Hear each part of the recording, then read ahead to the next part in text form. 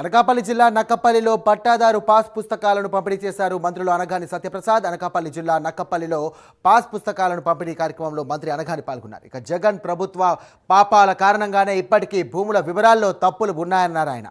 ఇక ప్రజల ఆస్తులను దోచుకునేందుకే జగన్ రెడ్డి ల్యాండ్ టైటిలింగ్ యాక్ట్ను తీసుకొచ్చారని అన్నారు. కూటమి ప్రభుత్వం అధికారంలోకి రాగానే ల్యాండ్ టైటిలింగ్ యాక్ట్ను కూడా రద్దు చేశామని అన్నారు. ఈ కార్యక్రమంలో హోంమంత్రి అనిత, గనుల భూగర్భ శాస్త్ర శాఖ మంత్రి కొల్లు రవీంద్ర, ఎంపీ సీఎం రమేష్ పాల్గొన్నారు.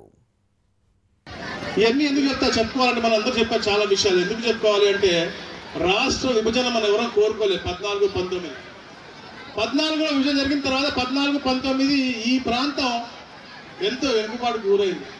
కానీ అక్కడ సెంట్రల్లో ఉన్నటువంటి మోడీ గారి ఆశీస్సులతో, పవన్ కళ్యాణ్ గారి మంచి ఆలోచనతో ఇక్కడ ముఖ్యమంత్రిగా అప్పుడు చంద్రబాబు నాయుడు గారు ఉండి ఎన్నిటికో పునాది వేశారు.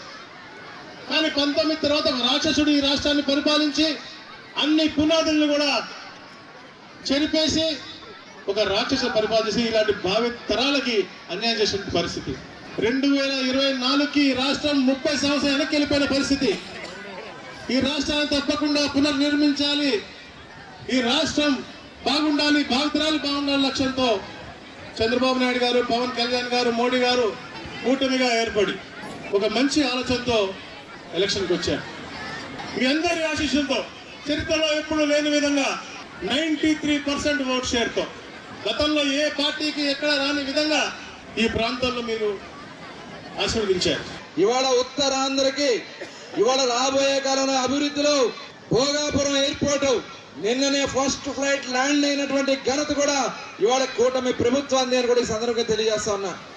జగన్మోహన్ రెడ్డి చెప్తా ఉన్నాడు, వాళ్ళ నాయకులు చెప్తా ఉన్నారు, మేమే తీసుకొచ్చాం, మా వల్లే భోగాపురం వచ్చిందని చెప్పి. 2014 నుంచి 19 వరకు చేసినటువంటి కృషి వల్ల ఆనాడు మరి అశోక్ గజపతిరాజు గారు ఏవియేషన్ మినిస్టర్గా ఉన్నారు. ఇవాళ తిరిగి మళ్ళీ గౌరవ ముఖ్యమంత్రి గారి నాయకత్వంలో ఈరోజు ఏవియేషన్ మినిస్టర్గా ఉన్నటువంటి రామ్మోహన్ రెడ్డి గారి నాయకత్వంలో ఇవాళ Bhogapuram airport first flight land అయింది.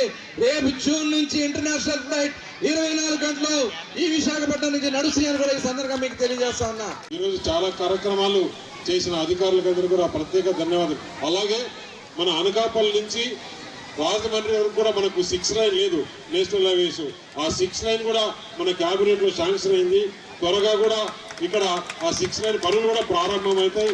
అది ప్రారంభమైతే కూడా ఇక్కడ చాలా ఇండస్ట్రీస్ కు వచ్చే అవకాశాలు ఉన్నాయి అని చెప్పి తెలియజేస్తూ, అదే కాకుండా ఇప్పుడు ఈ రోజు అనేకమైన పరిశ్రమలు తీసుకురావడంలో గౌరవ ముఖ్యమంత్రి గారు, గౌరవ లోకేష్ గారు, గౌరవ ఉప ముఖ్యమంత్రి గారు పక్క నుంచి పనిచేస్తా ఉంటే మన నియోజకవర్గానికి ఒక సెపరేట్ గా రెవెన్యూ డివిజన్ కావాలని ఎప్పటి నుంచో చాలా మంది నన్ను కోరున్నారు. ఆ రెవెన్యూ డివిజన్ కూడా ఒక కలగానే మిగిలిపోతుందేమో అనుకున్నా. కానీ ఆ రెవెన్యూ డివిజన్ ఈరోజు గౌరవ ముఖ్యమంత్రి గారు, అదేవిధంగా ఉప ముఖ్యమంత్రి గారు లోకేష్ గారి సారథ్యంలో మన రెవెన్యూ మినిస్టర్ గారు అందరూ కూడా ఈరోజు ప్రోత్సహించి మన పైగ్రాపేట నియోజకవర్గం అలాగే అనకాపల్లి